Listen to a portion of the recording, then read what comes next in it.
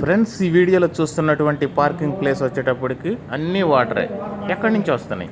ఇక్కడ మీరు గమనిస్తే పార్కింగ్ ప్లేస్ మొత్తం కూడా మంచి ఎండాకాలం ఇప్పుడు అయినప్పటికీ కూడా ఎప్పటికీ ఎండట్లేదంట. ఈ విధంగా వాటర్తో నిండిపోతుంది పార్కింగ్ ప్లేస్ మొత్తం. ఈ అపార్ట్మెంట్లో ఇదే పార్కింగ్ ప్లేస్, అంటే అండర్ గ్రౌండ్ పార్కింగ్ ప్లేస్ ఉంది. ఈ పార్కింగ్ ప్లేస్ అంతా ఈ విధంగా వాటర్తో నిండిపోతుంది. మరి ఒక ప్లంబర్గా ఈ సమస్యను ఎలా పరిష్కరించాలి? ఇప్పటికీ 3 ప్లంబర్స్ వచ్చారు. ఆల్రెడీ వెనకున్న పైన ఉన్న డ్రైనేజీ పైపులు, సైడ్ ఉన్న డ్రైనేజీ పైపులు కావచ్చు, వాటర్ పైపులు కావచ్చు, అన్నీ రిపేర్ చేయటం, మార్చడం దగ్గర 1,50,000 ఖర్చు అయింది. అయినప్పటికీ కూడా వాటర్ అనేది రావడం ఆగట్లేదు. మరి ఇలాంటి సందర్భాల్లో మీరైతే ఎలా పరిష్కరిస్తారు? నేనైతే ఎలా పరిష్కరించాను. హాయ్ ఫ్రెండ్స్, నేను మీ జిఎంఆర్. ఫ్రెండ్స్, ఇక్కడ చూస్తున్న సమస్యకి పరిష్కారం ఏంటి అనే విషయానికి వస్తే, ముందుగా నేను చెప్పిన మార్గం ఏంటంటే, బిల్డింగ్కి ఉన్న దక్షిణ భాగం, పడమర భాగం 5 అడుగుల లోతులో రౌండ్ తవ్వేసేయమని చెప్పారు. అంటే అప్పుడు మనకు అక్కడ ఉన్న సమస్యలు, అసలు అండర్ గ్రౌండ్ నుంచి ఎక్కడ లీకేజ్ అవుతుంది, అసలు ఎందుకు వస్తున్నాయి వాటర్ అనేది అర్థమవుతుంది. అయితే ఇక్కడ స్టార్టింగ్లోనే గమనించుకుంటే మనం దక్షిణం పక్క మొదలు పెట్టడం జరిగింది.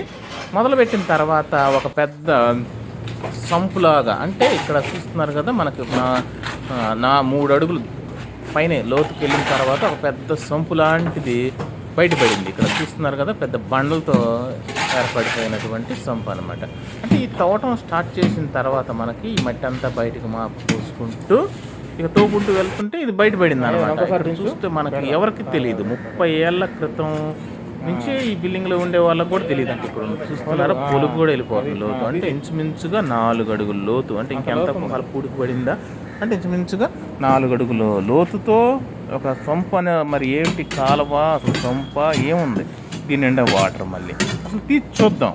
ఇలా ఉండటం వల్ల ఇక్కడ స్టోర్ అయిన వాటరు లోనకి పార్కింగ్ ప్లేస్లోకి రావచ్చు. ఇదే కారణం అని చెప్పలేము. మొదటగా మనం అబ్జర్వ్ చేసినట్లు ఈ సమస్య పెద్ద ముఖ్యమైన సమస్యగా మనం ఇది భావిస్తున్నాం.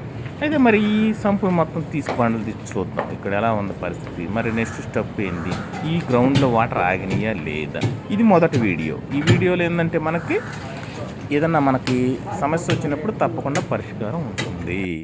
మరి ఈ సమస్యకు తగ్గట్టుగా మనం ఒక ప్లంబర్గా ఇక్కడ వచ్చిన సమస్యలకు తగ్గట్టుగా ఎలా వర్క్ చేసుకోవాలి అనే విషయాన్ని కూడా మన ఛానల్లో మీకు ఒక అవగాహన వస్తుంది. అంటే కొత్తగా ఒప్పుకున్న పనులు చేయటం వేరు, పాత పనులకు వెళ్ళినప్పుడు మనం ఎంతో ఆలోచనతో అక్కడ స్పందించాల్సి వస్తుంది. అంటే తీసుకునే నిర్ణయం కరెక్ట్గా ఉండాలి. ఎందుకంటే మనం రాంగ్ నిర్ణయం తీసుకుంటే విపరీతమైన ఖర్చు, సమస్యకు పరిష్కారం దొరకపోవచ్చు. అయితే ఇక్కడ ఏంటంటే మనకు బిల్డింగ్ 2 పక్కల కూడా 5 అడుగులు లోతు తీద్దామనే ఆలోచనతో మొదలు పెడితే స్టార్టింగ్లోనే ఒక సమస్య బయటపడింది. ఎంత ఎడల్పు ఉంది సంపు, దగ్గర 8 అడుగులు, ఇంచుమించుగా 8 అడుగులు సంపు ఉంది. అంటే సంపులాగా నేను భావిస్తున్నాను. మరి సైడ్ కాలువ ఏదన్నా ఉందా, ఫీచర్లు పురాతనం పెట్టిన కాలువ, అందులో వాటర్ నిలబడుతున్నాయి. మొత్తం ఇక్కడ గోడ అడ్డొచ్చింది డస్ట్ బయటకు పోయడానికి. గోడను కూడా పగలగొట్టేసి ఇటు పోపిచ్చేస్తుంది. ఇది చూశారు కదా పార్కింగ్ ప్లేస్. అంటే అది ఎదురు నుంచి వచ్చేసి కింద బళ్ళు పెట్టుకుంటారు. కానీ ఈ వాటర్ దెబ్బకి వాడకం ఆపేశారు. మరి అంత వాటర్ వస్తుంటే కుదరదు కదా.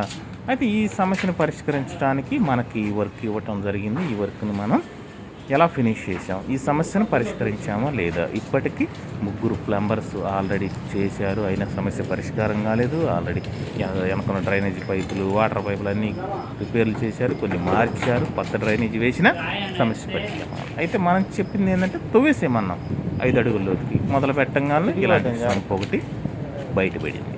అంటే ఇక్కడ మనం అర్థం చేసుకోవాల్సిందంటే ఈ సంపా లేదా కాలువ బారుకుందా, అసలు ఇప్పటికీ 8 అడుగులు బయటపడింది బారు కొలతలు వేస్తే లోతు వాటర్. మళ్ళీ దాని నిండా అసలు ఈ వాటర్ ఎక్కడి నుంచి వస్తున్నాయి ఇందులోకి. అంటే ఇది మనకి మొదటి వీడియోగా భావించండి ఫ్రెండ్స్. ఈరోజు ఏంటంటే ఇంతవరకు వర్క్ని ఫినిష్ చేసి స్టాప్ చేస్తున్నాం అనమాట. రేపు మళ్ళీ కంటిన్యూ అవుతుంది. రేపు ఏంటి వర్క్, మళ్ళీ ఇది మొదటి వీడియో పార్కింగ్ ప్లేస్లో వాటరు.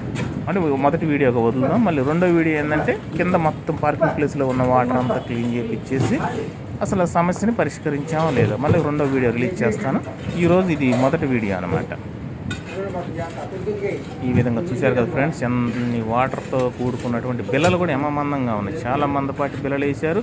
అసలు ఈ అపార్ట్మెంట్లో ఉన్న వాళ్ళకి 30 ఏళ్ళ నుంచి ఉన్న వాళ్ళకి ఇలా ఉన్న సంగతి తెలియదు.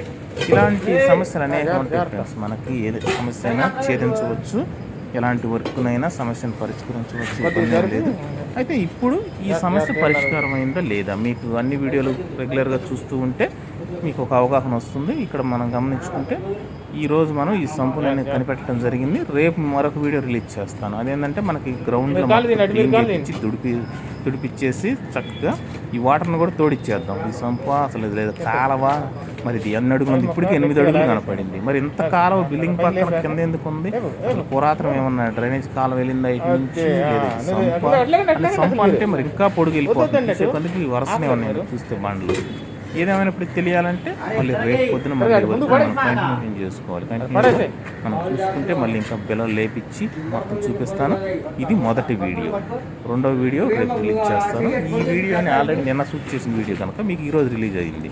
అంటే మళ్ళీ రేపు వస్తుంది అనమాట వీడియో. అంటే ఒకరోజు ముందుకు మనం షూట్ చేసుకోవాలి కదా, అది లెక్క.